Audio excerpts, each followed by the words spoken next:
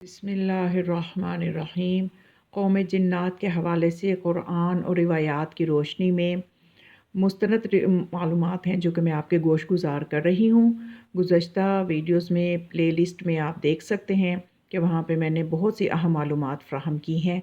आज एक ऐसे सवाल का जवाब मैं आपके सामने लेके आ रही हूँ कि जो अक्सर लोगों के ज़हन में आता है कि आखिर ये कौम जिन्नात अपनी नस्ल को कैसे बढ़ाते हैं।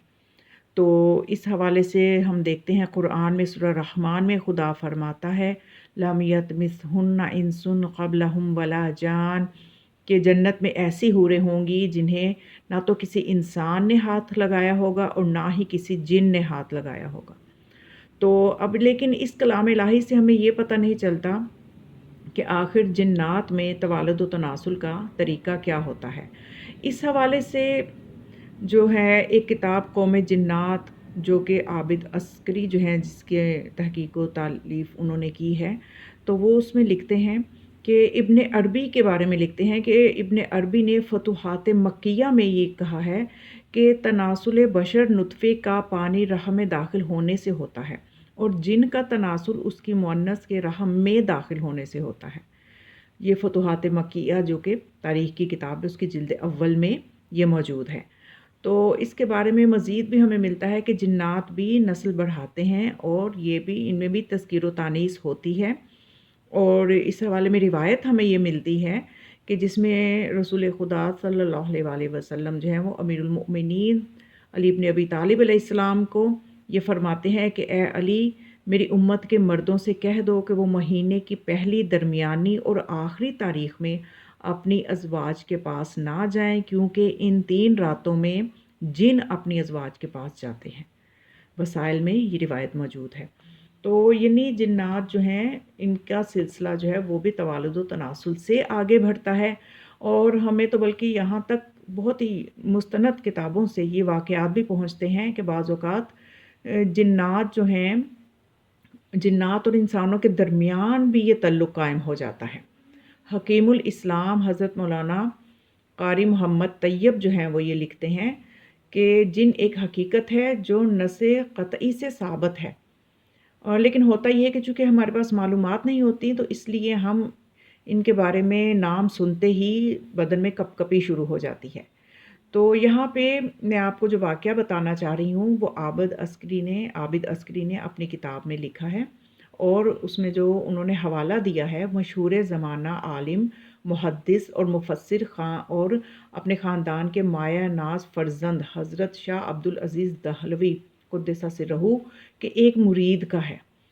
और उनका ये मुरीद जो है ये दिल्ली से बाहर किसी बस्ती में रहता था। एक दिन वो मुरीद किसी ज़रूरत से दूसरे गांव जा रहा था। जब वो अपनी बस्ती के काफ़ी दूर निकल गया तो उसे दूर एक घने दरख्त के नीचे सफ़ेद कपड़ों की एक गठरी नज़र आई। जब वो उस गठरी के नज़दीक गया तो वो देखा तो सफ़ेद बुर्के में लिपटी हुई एक औरत थी। उसे ये मंज़र देख के बहुत हैरत हुई कि सुनसान जंगल है और तन्हा औरत है। तो वो उसके करीब गया और पूछा कि वो कौन है और यहाँ सुनसान जंगल में तन्हा क्यों बैठी है। ये सुनते ही औरत ने अपने चेहरे से नकाब उठा दी और कहने लगी कि मैं एक सताई हुई औरत हूँ। मेरे शौहर ने घर से निकाल दिया है और अब मैं मजबूर हूँ कि दिल्ली चली जाऊँ और वहाँ किसी नेक आदमी से शादी करके इज़्ज़त की ज़िंदगी गुजारूँ। मुरीद बोला कि शादी का तो चलो मेरा भी इरादा है, लेकिन फ़िलहाल मैं रोज़गार नहीं रखता, इसलिए शादी नहीं कर सकता। तो वो औरत बोली कि अगर वाक़ई तुम शादी के लिए तैयार हो तो तुम ख़र्च की फ़िक्र मत करो, ये ज़िम्मेदारी मेरी है, बस तुम शादी कर लो मेरे से। तो वो मुरीद और जो था वो औरत के, चूँकि वो बहुत हसीन व जमील थी, उसका गर्विदा हो चुका था। अब जब उसने ये सुन लिया कि ख़र्च की ज़िम्मेदारी भी ये कबूल कर रही है तो फ़ौरन शादी के लिए तैयार हो गया और वो उसको लेके सीधा अपने पीरो मुर्शद हज़रत शाह अब्दुल अज़ीज़ दहलवी की खिदमत में दिल्ली आया और उनसे निकाह पढ़वा के अपने घर ले आया। हंसी खुशी रहने लगे। अब आपने देखा कि इसमें हवाले मैंने आपको साथ साथ दे दिए हैं। इससे भी हमें पता चलेगा कि तसर्रुफ़ात जो है इस मखलूक का कहाँ तक है, ये कौन कौन सी शक्लें बदल सकते हैं। तो फिर वो आगे जाके लिखते हैं कि ये औरत इस मुरीद को रोज़ाना एक अशरफ़ी दिया करती थी जिससे घर का खर्च बहुत अच्छे तरीके से चल रहा था। उनके 2 बच्चे भी पैदा हो गए। इन दोनों बच्चों में भी माँ की खूबियाँ थीं और उसी तरह से हसीन व जमील थे। ایک روز مرید کو یہ خیال آیا کہ یہ عورت روزانہ ایک اشرفی کہاں سے لاتی ہے، جبکہ گھر میں یہ گھر سے باہر بھی نہیں جاتی، اور جب یہ جنگل سے میرے ساتھ آئی تھی تو سوائے اس ایک برقعے کے اس کے پاس کوئی سامان نہیں تھا۔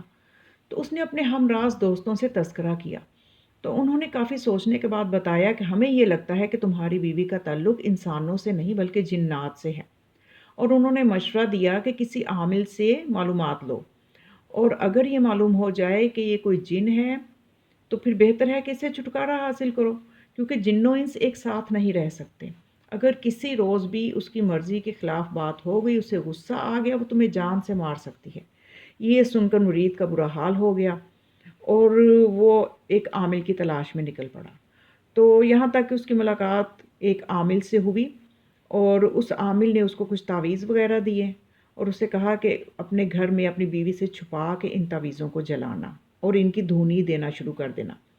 اب وہ ہر وقت اپنی بیوی سے خوفزدہ رہنے لگا، کیونکہ اس عامل نے بھی اس کو یہی کہا کہ جو تم حالات بتاتے ہو اس سے مجھے یہی لگتا ہے کہ اس کا تعلق انسان سے نہیں ہے، وہ انسان نہیں ہے بلکہ وہ جنات کے گروہ سے ہے۔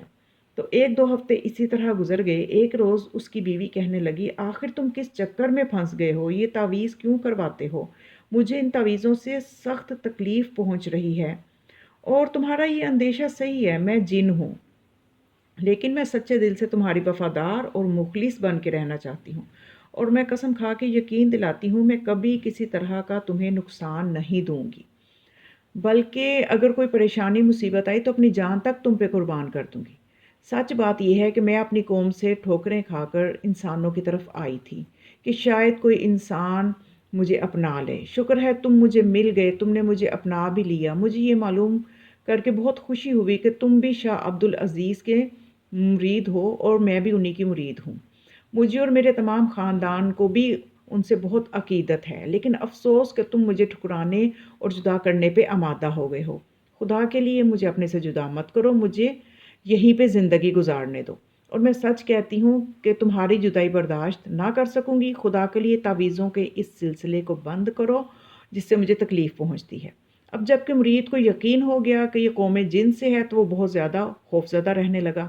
اس نے تعویذوں کا سلسلہ اور زیادہ بڑھا دیا۔ اب جب کہ جن عورت بالکل ہی پریشان ہو گئی اور ہر لمحہ اس کی تکلیف میں اضافہ ہونے لگ گیا، تو اس نے اپنے شوہر سے کہا کہ اب تم یہاں رہنا، اب تو رہنا بہت مشکل ہو گیا ہے، تمہارے اس طرز عمل سے میں بہت زیادہ تکلیف میں ہوں، اور یہ تکلیف ناقابل بیان حد تک بڑھ رہی ہے، اور میں ہر وقت اپنے جسم میں آگ کے شعلے دوڑتے ہوئے محسوس کرتی ہوں۔ مجھے اپنے چاروں طرف آگ ہی آگ نظر آ رہی ہے، اور اس آگ میں میری ایک ایک رگ جو ہے وہ جھلس رہی ہے۔ اب جب کہ تم نے ارادہ ہی کر لیا ہے کہ تم مجھے تکلیف دیتے رہو گے، اور اب تم نے مجھے مجبور کر دیا ہے کہ میں تمہارے گھر میں نہ رہوں، تو پھر اگر تو تم نے یہ ارادہ پکا کر لیا ہے کہ میں تمہارے جو ہے گھر میں اب رہنے کے لیے میرے لیے کوئی گنجائش نہیں ہے، تو پھر میں یہاں سے چلی جاؤں گی۔ یہ میری بدنصیبی ہوگی کہ مجھے اپنے گھر سے تم نکال رہے ہو، اور حالانکہ میں تمہارا بے حد احترام کرتی ہوں، کیونکہ تم میرے شیخ مرشد کے مرید ہو، اس لیے میں تمہیں کوئی بھی سزا نہیں دوں گی، کوئی بھی تکلیف نہیں دوں گی، اس لیے کہ میں تمہیں تکلیف میں دیکھ نہیں سکتی۔